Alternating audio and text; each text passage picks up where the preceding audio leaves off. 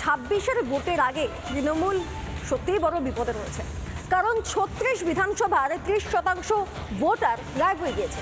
আরে বিএলওরা তো এনুমারেশন ফর্মটাই দিতে পারছেন না। ফর্মটা দিতে গেলেই দেখছেন হয় বাড়িতে কেউ নেই, তালা ঝুলছে, নানা সমস্যা। মাটিগাড়ায় তো একটি বস্তিতে শ্মশানের নীরবতা, ঠিক যেমনটা সল্টলেক নিউ টাউনের বেশ কিছু এলাকায় হয়েছে। মানে অবৈধ বাংলাদেশিরা পালিয়ে গিয়েছে। মাটিগাড়াতেও কি একই কাণ্ড হচ্ছে?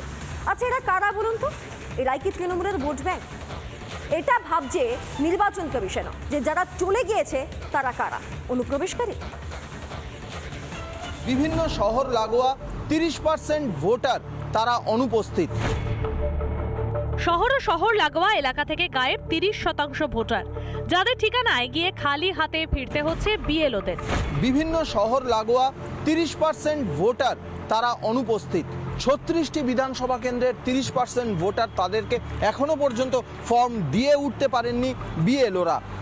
এমনকি সেই 30% ভোটারদের যে নির্দিষ্ট ঠিকানা দেওয়া রয়েছে, সেখানে ফর্ম বিলি করতে গিয়ে বা ফর্ম দিতে গিয়ে প্রতিবেশীদের কাছ থেকে তাদের নতুন ঠিকানাও পাচ্ছেন না বিএলওরা।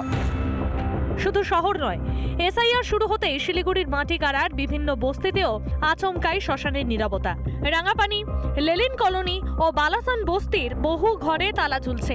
দেখা মিলছে না বহু পরিবারের। নিউ টাউন সল্টলেকের মতোই সব বাংলাদেশ থেকে এসে বসেছে, মোটামুটি 7-8 বছর হবে। তখন থেকে আমরা এতটুকু জানি।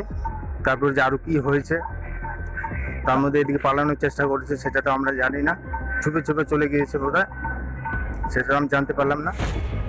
রাতারাতি কোথায় গেল তারা? কেনই বা পিটটান দিল? আপনার বাড়ির আশেপাশে যদি যন্ত্রপড়া পাওয়া যায়, কেউটে সাপ দেখা যায়, গোখর দেখা যায়, চিঠি দেখা যায়, আপনারা কি করেন? কার্বলিক অ্যাসিড ছড়ান, যাতে এই সাপগুলো বাড়িতে না ঢোকে। এসআইআর এর গুতোয় চম্পট দিচ্ছে বাংলাদেশি অনুপ্রবেশকারীরা। এরই মাঝে নদিয়ার হাঁসখালিতে গ্রেফতার 10 জন অবৈধ বাংলাদেশি। এসআইআর এ তো নতুন কিছু না, আর ইলেকশন কমিশনও কোনো নতুন একটা প্রতিষ্ঠান নয়। তো সুতরাং ওদের মৃত ভোটাররা ভোট দেবে, ভিন দেশিরা ভোট দেবে, মানে যাদের কোনো অবস্থান নেই, যে সমস্ত কিছু বাড়ি, কিছু ঠিকানা বা কিছু মানুষের, এই সমস্ত ভুয়ো ভোটার, তারা ভোট দেবে এবং এরা নাচতে নাচতে সংসদে যাবে, নাচতে নাচতে বিধানসভায় যাবে। কাগজ এবার দেখাতেই হবে, আর কোনো অজুহাত চলবে না। হম্বিতম্বি করেও এসআইআর আটকাতে ব্যর্থ মমতা বন্দ্যোপাধ্যায় ও তার দলবল। অবৈধ অনুপ্রবেশকারীদের বাঁচাতেও ব্যর্থ।